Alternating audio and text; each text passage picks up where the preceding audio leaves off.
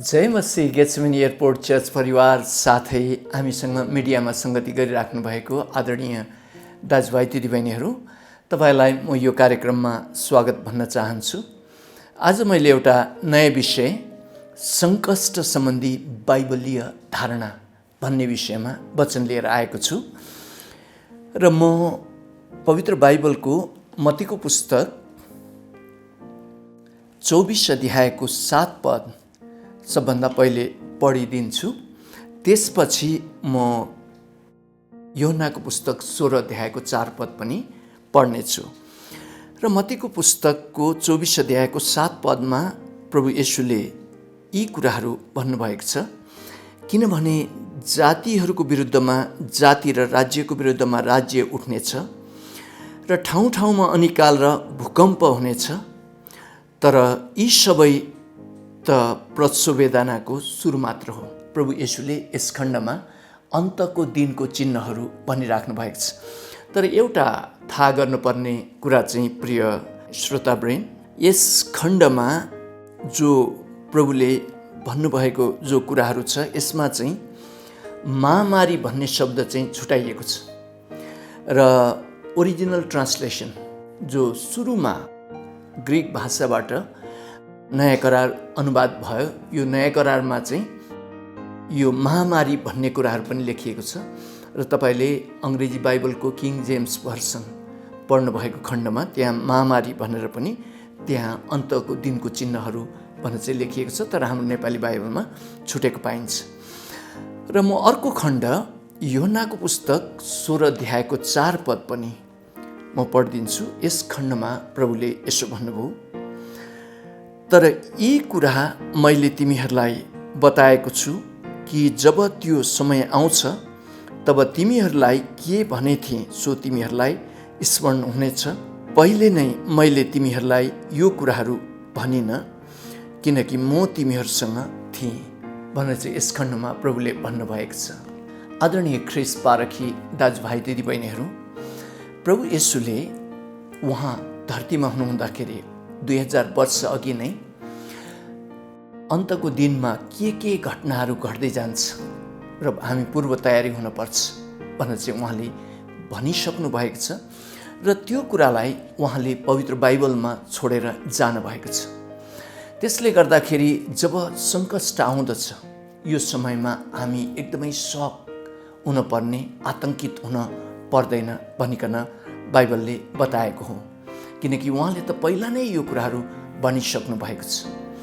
र कति मानिसहरूले चाहिँ सङ्कष्टै आउँदैन, हामीले ख्रीष्ट येशूलाई विश्वास गरिसकेपछि हामीलाई केही कुराहरू नै हामीले चाहिँ सामना गर्नु पर्दैन भनेर चाहिँ सिकाइएको खण्डमा त्यो गलत हुन जाँदछ, यानि आंशिक सत्य मात्र हुन जाँदछ।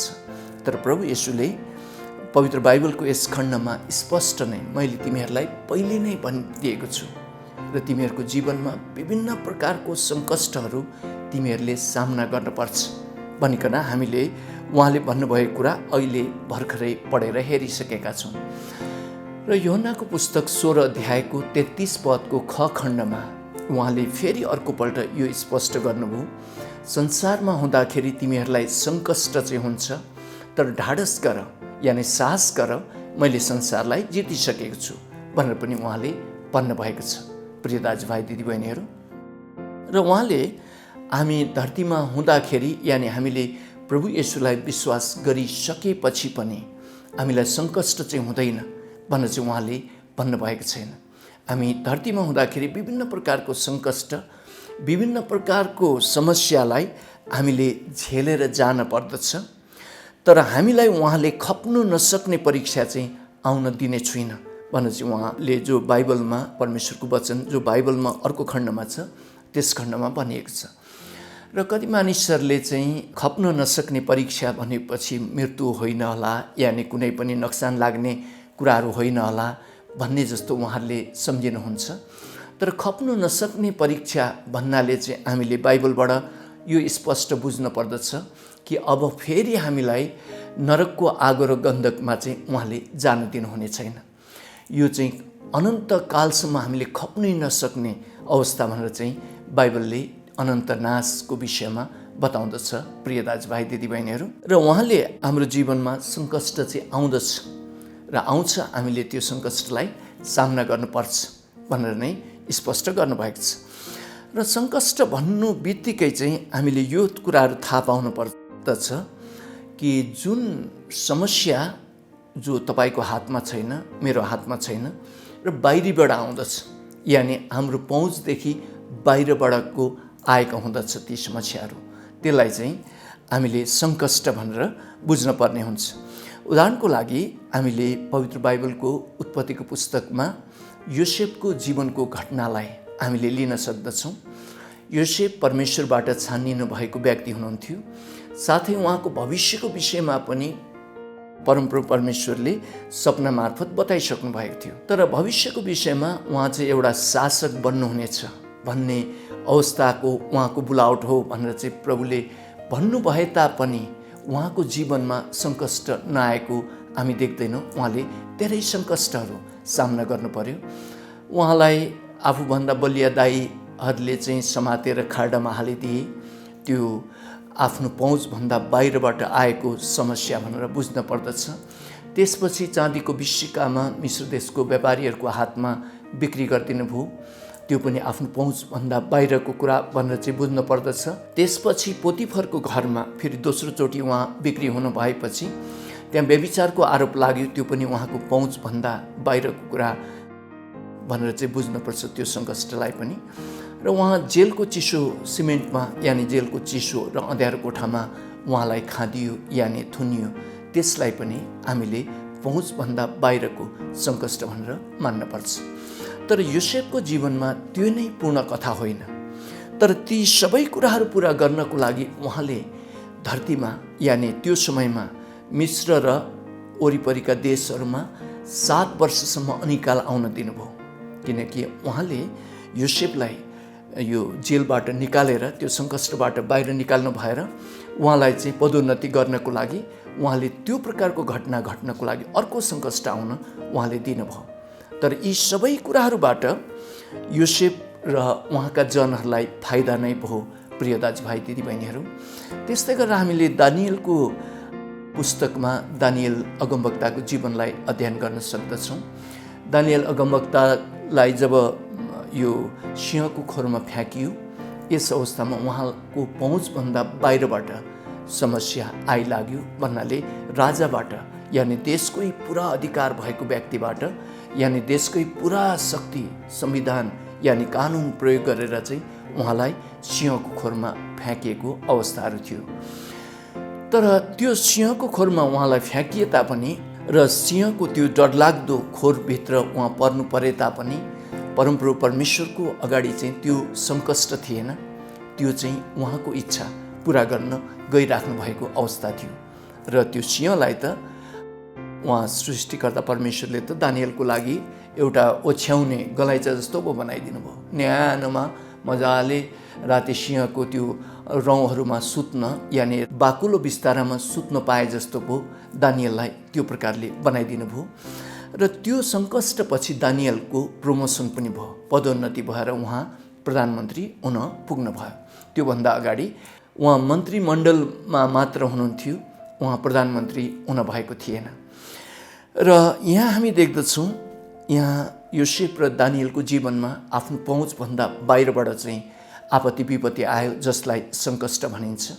तर ती दुईटै सङ्कष्टले उहाँहरूलाई प्रमोसन गराएर गयो। यहाँ योसेफलाई परमेश्वरको इच्छा उहाँको जीवनमा पुरा भयो, उहाँ चाहिँ मिश्र देशको प्रधानमन्त्री हुन पुग्नु भयो भने यहाँ दानियल फेरि उहाँको जीवनमा पनि परमेश्वरले आफ्नो इच्छा त्यो सङ्कष्टपछि पुरा गर्नुभयो, उहाँ बेबिलोन देशमा प्रधानमन्त्री हुन पुग्नुभयो।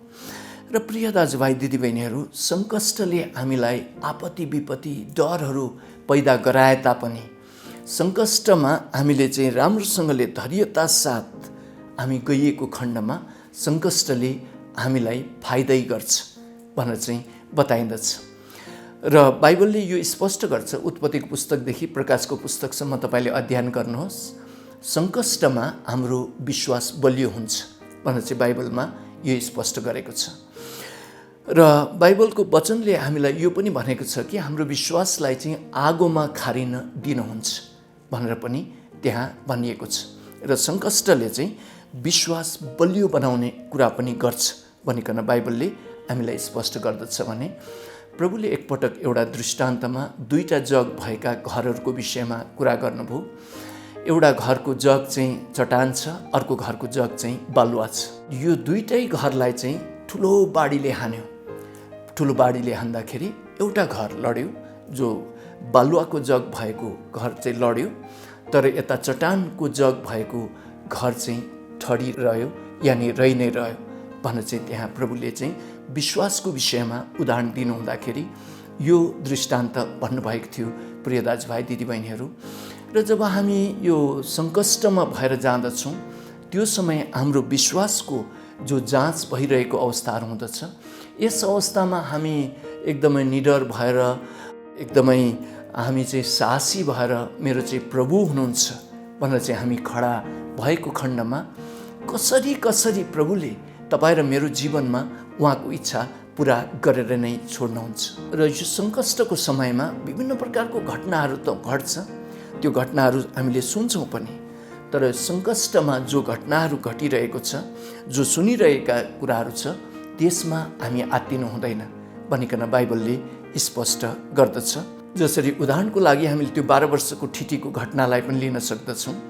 प्रभुलाई उहाँहरूले चाहिँ प्रार्थना गर्नको लागि बोलाउनु भयो, तर जाँदा जाँदै नै खबर, एउटा सङ्कष्टको खबर के आयो भने ठिटी त मरिसकी भनेर। तर प्रभुले भन्नुभयो त्यो मरेकी छैन, त्यो निदायकी मात्रै छ भनेर चाहिँ उहाँले भन्नुभयो। त्यो सङ्कष्टबाट डर जो खबरले ल्याइरहेको अवस्था थियो, त्यसलाई प्रभुले चाहिँ ठ्याक्कै उल्टो कुराहरू बताइदिनु भयो कि ऊ चाहिँ सुतिरहेको छ भनेर चाहिँ उहाँले भन्नुभयो। नभन्दै पछि त्यो ठिटी भएको घरमा उहाँ जानु भएर तालिता खुमी भनिकन उहाँलाई चाहिँ जीवित प्रभु येशूले बनाउनु भयो भनिकन हामी बाइबलमा अध्ययन गर्दछौँ। र सङ्कष्ट आउँदाखेरि प्रभुले हामीलाई सिकाउनु भएको कुराहरू चाहिँ हामी आफै पनि आतङ्कित चाहिँ हुनु हुँदैन, हामी होसियारी हुनुपर्छ, तर हामी आतङ्कित हुनु हुँदैन। साथै परिवारका सदस्यहरूमा पनि हामीले साहस दिने कुराहरू नै गर्नुपर्छ। ओहो, फलानो पनि यसरी बित्नु भएछ यो महामारीले, ओ तिलाना पनि यसरी हस्पिटलाइज हुनुभएछ, आइसियुमा हुनुहुन्छ अरे, फलाना त भेन्टिलेटरमै हुनुहुन्छ अरे, फलाना त बित्नु भएछ अरे भनेर चाहिँ त्यो माथि हामीले खबरमाथि अझै खबर छोड्दै गयौँ। र त्यस प्रकारले हामीले झन् डरका कुराहरू, घटेका घटनाहरू हामीले बोल्दै गएको खण्डमा झन् आतङ्कपछि आतङ्क हुँदछ। र यो अवस्थामा परिवारका सदस्यहरू सबै नै आतङ्कित हुँदछन्। र जब हामी एकदमै आतङ्कित हुन्छौँ, त्यो समयमा हाम्रो रोगको विरुद्धमा लड्ने शक्ति पनि घट्दै जान्छ भनेर स्वास्थ्य विज्ञानले बताउँदछ भने पवित्र बाइबलमा त प्रभुले हामीलाई नडराऊ नडराऊ नडराऊ भनेर चाहिँ धेरै पटक भन्नुभएको छ। तर होसियार रहो, होसियार रहो, होसियार रहो पनि उहाँले भन्नुभएको छ। र प्रिय दाजुभाइ दिदीबहिनीहरू, जब तपाईँ सङ्कष्टमा भएर जानुहुन्छ, यो अवस्थामा जे सुन्नुभयो त्यही नै नबोल्नुहोस्, जे देख्नुभयो त्यही नै नबोल्नुहोस्। त्यहाँ 12 वर्षको ठिटी त मरेकै नै थिए, तर प्रभुले मरेको मानिसलाई सुतेको मात्रै छ भनेर चाहिँ भन्नुभयो। किनकि उहाँले त्यो सङ्कष्टमा जो परमेश्वरको विश्वासमा हामी खडा हुनुपर्छ भन्ने चाहिँ त्यहाँ उदाहरण पेश गरिराख्नु भएको थियो। त्यसले गर्दाखेरि तपाईँ र मैले सङ्कष्टको समयमा चाहिँ सान्त्वना दिने शब्दहरू एक दोस्रोमा बोल्न पर्दछ भने आफूले आफूलाई पनि सान्त्वना दिनै राख्नु पर्दछ। फेरि तपाईँले जब सान्त्वनाका कुराहरू यानि ठिक सकारात्मक कुराहरू बोल्न सुरु गर्नुहुन्छ, त्यस समय दुष्ट आत्माले अनि तपाईँको विश्वासलाई फेरि चेक पनि गर्न सुरु गर्दछ। उदाहरणको लागि पत्रुसको जीवनलाई हेर्नुहोस्।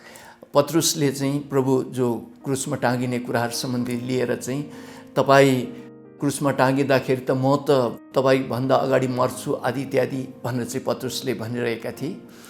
तर पत्रुसलाई दुष्ट आत्माले 3वटा परीक्षा ल्याएरै छोड्यो र त्यही कारणले गर्दाखेरि पत्रुसले चाहिँ प्रभुलाई 3 पटक इन्कार पनि गर्नुभयो। र जब तपाईँले सकारात्मक कुरा बोल्न सुरु गर्नुहुन्छ, त्यसको ठ्याक्कै विपरीत घटनाहरू तपाईँको जीवनमा दुष्ट आत्माले घटाउनु पनि सुरु गर्दछ। झन् आपत्ति विपत्तिका कुराहरू तपाईँले सुन्न पनि सुरु गर्नुहुन्छ। तर त्यो समयमा पनि तपाईँले विश्वास बोल्नुहोस्, जीवन बोल्नुहोस्। एक दोस्रोमा, परिवारका सदस्यहरूमा, साथी मित्रहरूमा चाहिँ तपाईँले सान्त्वनाको वचन नै सङ्कष्टको समयमा बोल्नुहोस् प्रिय दाजुभाइ दिदीबहिनीहरू। र अर्को कुरा, सङ्कष्टको समयबाट बाहिर निक्लिने अवस्थाहरू सम्बन्धी चाहिँ हामीले हामीसँग भएका कुराहरूको ठिक व्यवस्थापन पनि हामीले गर्न जान्नु पर्दछ। र हामीलाई प्रभुले दिमाग दिनुभएको छ र प्रभुले हामीलाई चाहिँ व्यवस्थापन, सबै कुराहरू राम्रोसँगले चलाएर गएको, यानि ती कुराहरू राम्रोसँगले व्यवस्थापन गरेको, पैसा रुपियाँहरू पनि ठिक प्रकारले चलाएर गएको, यो समयमा घरै बसेको छौँ, दिनै पछि छाकै पछि मासु खाउँ भन्ने प्रकारको कुराहरू नभएर हामीलाई ठिक प्रकारको व्यवस्थापन प्रकारले जीवन लिएर जानुपर्छ भनेर पनि बाइबलले भन्दछ। र व्यवस्थापनको विषयमा उत्पत्तिको पुस्तक 2 अध्यायको 5 पदलाई तपाईँले पढ्नुभएको खण्डमा त्यहाँ यो लेखिएको छ, परमप्रभु परमेश्वरले जो आकाश र पृथ्वी सृष्टि गर्नु भएपछि उहाँले बोट बिरुवाहरू र माथिबाट आकाशबाट झरी झर्ने कुराहरू यी सबै गर्नुभएको थिएन, किनकि त्यहाँ यी सबै कुरालाई हेरचाह गर्ने, व्यवस्थापन गर्ने मानिस बनिसकेको थिएन भनिकन त्यस खण्डमा लेखिएको छ। र परमेश्वरले हामीलाई चाहिँ सबै कुराहरू, हामीले जो व्यवहारहरू गरेर गइरहेका छौँ त्यसमा चाहिँ हामी चाहिँ ठिक राम्रो प्रकारले व्यवस्थापन गर्ने व्यक्तिहरू होस्, छोरा छोरी होस्, ज्ञानिलो छोरा छोरी होस् भन्ने पनि उहाँले चाहनुहुन्छ। र तपाईँ र मैले चाहिँ, मेरो त प्रभु हुनुहुन्छ र मलाई पुर्याइहाल्नुहुन्छ, हो प्रभुले पुर्याउनुहुन्छ, तर उहाँले हामीलाई दिमाग पनि दिनुभएको छ, ज्ञान बुद्धि पनि दिनुभएको छ र वचनमा हामीले चाहिँ सबै कुराहरूलाई राम्रोसँगले व्यवस्थापन गरेर जानुपर्छ भनेर पनि उहाँले सिकाउनु भएको छ।